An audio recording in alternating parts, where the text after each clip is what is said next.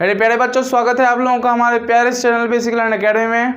आज के इस वीडियो में हम इलेक्ट्रिसिटी क्लास टेंथ की जो हमारी पहले चैप्टर इलेक्ट्रिसिटी है, इसके जितने भी फार्मूलाज हैं उन सारे फार्मूलाज के ऊपर हम डिस्कस करने वाले हैं।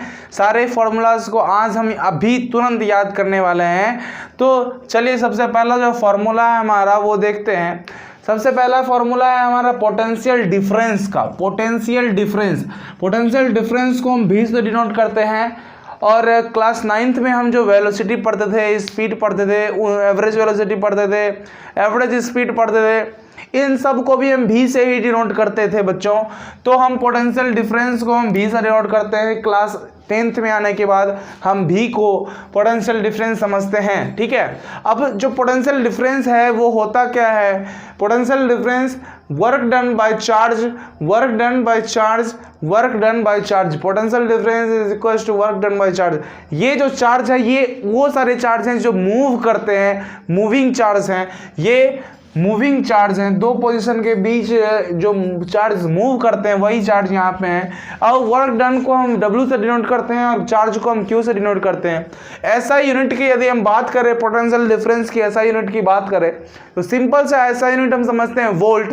पोटेंशियल डिफरेंस का ऐसा यूनिट वोल्ट होता है बच्चों, इतने वोल्ट, तो वोल्ट होता है पोटेंशियल डिफरेंस का ऐसा यूनिट। लेकिन यदि हम यूनिट की बात करते हैं तो आपको मैं यूनिट बताता हूँ कि यूनिट कैसे हम बनाते हैं इसके पोटेंशियल डिफरेंस के बच्चों।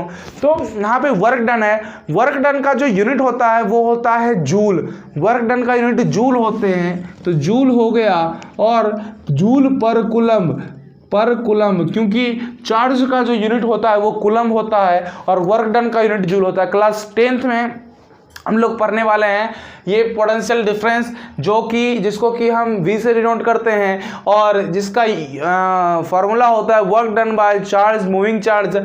तो वर्क डन को W से डिनोट करते हैं और चार्ज को Q से डिनोट करते हैं। क्लास 9th में हम लोगों ने वर्क डन के बारे में पढ़ा था। चैप्टर 4 थी हमारी वर्क डन, फिजिक्स का चैप्टर 4 था हमारा वर्क डन।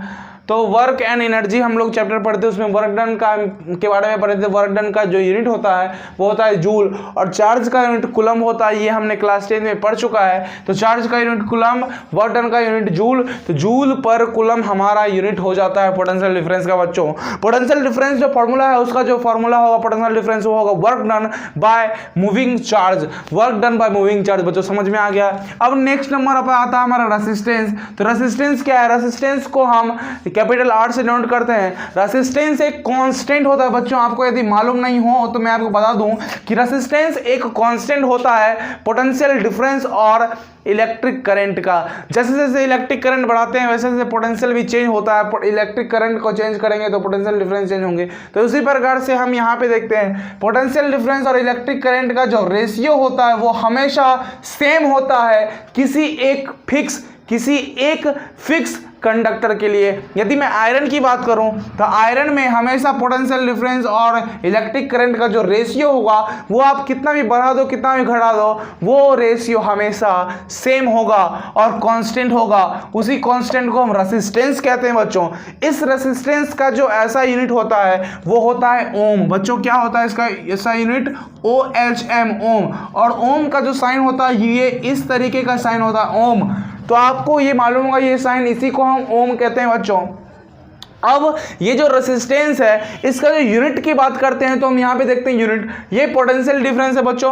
पोटेंशियल डिफरेंस यदि है, पोटेंशियल डिफरेंस का यूनिट हम लोग वोल्ट समझते हैं, वोल्ट पर एम्पियर। इलेक्ट्रिक करंट का यूनिट एम्पियर होता है, आपको मालूम होगा। यदि मालूम नहीं है तो नेक्स्ट ये जो हमारा फॉर्मूला है इस फॉर्मूला से समझते हैं कि इलेक्ट्रिक करंट का यूनिट एम्पियर होता है। इलेक्ट्रिक करंट जो है उसको हम I से डिनोट करते हैं, कैपिटल I। इसका जो यूनिट होता है ऐसा यूनिट वो एम्पियर होता है, AMPERE, और इसे हम कैपिटल A से डिनोट करते हैं। इलेक्ट्रिक करंट का जो फॉर्मूला होता है वो होता है चार्ज बाय टाइम। चार्ज को Q से डिनोट करते हैं, टाइम को T से डिनोट करते हैं। तो यहाँ पे कूलम्ब पर सेकेंड क्या हो गया? कूलम्ब पर सेकेंड यूनिट भी होता है इलेक्ट्रिक करंट का।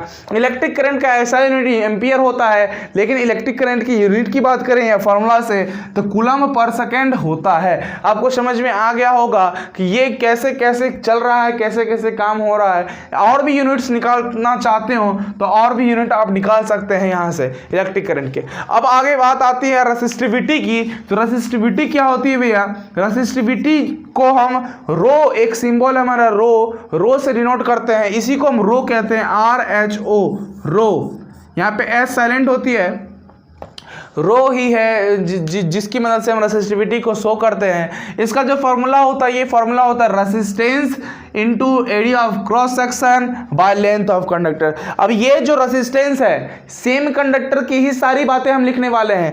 कंडक्टर का ही रेसिस्टेंस लिखेंगे, उसी कंडक्टर का एरिया ऑफ क्रॉस सेक्शन भी लिखेंगे और उसी कंडक्टर का हम लेंथ भी लिखेंगे। अब कंडक्टर का रेसिस्टेंस जो होगा उसको R से डिनोट करेंगे। एरिया ऑफ क्रॉस सेक्शन क्या होता है, उसकी जो मोटाई होती है वही एरिया हुई, वो जो एरिया हो गई उस एरिया को हम एरिया ऑफ क्रॉस सेक्शन कहते हैं बच्चों, और इसको A से डिनोट करते हैं, और लेंथ ऑफ कंडक्टर L से डिनोट, स्मॉल l से डिनोट करते हैं हम।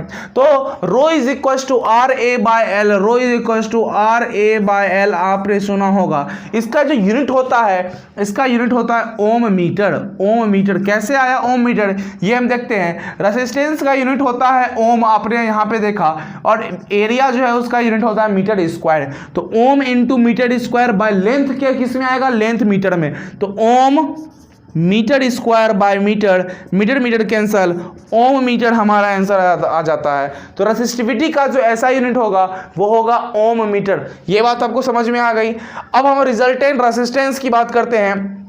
रिजल्टेंट रेसिस्टेंस की बात करेंगे हम, तब बात कर रहे हैं जब रेसिस्टेंस पैरेलल होंगे और रेसिस्टेंस सीरीज होंगे। तो सबसे पहले हम सीरीज में देखते हैं। जब हम बहुत सारे रेसिस्टेंस को, n नंबर ऑफ रेसिस्टेंस को जब हम सीरीज में कंबाइन करते हैं तो रिजल्टेंट रेसिस्टेंस जो आएगा, रिजल्टेंट रेसिस्टेंस हमारा यही आएगा, R1 plus R2 plus R3 and Rn, जितने भी नंबर ऑफ रेसिस्टेंस है सभी को आप जोड़ दें तो आपको रिजल्टेंट रेसिस्टेंस निकल आएगा। अब resultant resistance when connected in parallel, जब रेसिस्टेंसेस पैरेलल में कंबाइन होंगे तो ये हमारा रिजल्टेंट रेसिस्टेंस है। R, ये जो 1/R देख रहे हैं यहाँ में नीचे में, यही हमारा R इक्विवेलेंट, जिसको कि R इक्विवेलेंट भी कह सकते हो रिजल्टेंट रेसिस्टेंस।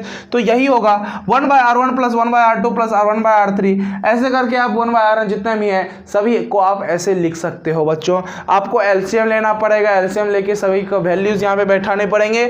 उसके बाद जो आंसर आएगा लेफ्ट साइड का उसको आप रेसिप्रोकल कर दो तो R जो होगा ऊपर चला जाएगा, ये नीचे आ जाएगा। तो इस प्रकार से आप कह सकते हो। यहाँ पे यदि मैं R लिखता, R इक्विवेलेंट लिखता, तो R इक्विवेलेंट यदि मैं डायरेक्ट लिख दूं तो यहाँ पे आपको अंतिम में इसका रेसिप्रोकल करना पड़ेगा, मतलब कि 1 से ये सब डिवाइडेड होंगे। बात सेम है, दोनों तरीके सेम है।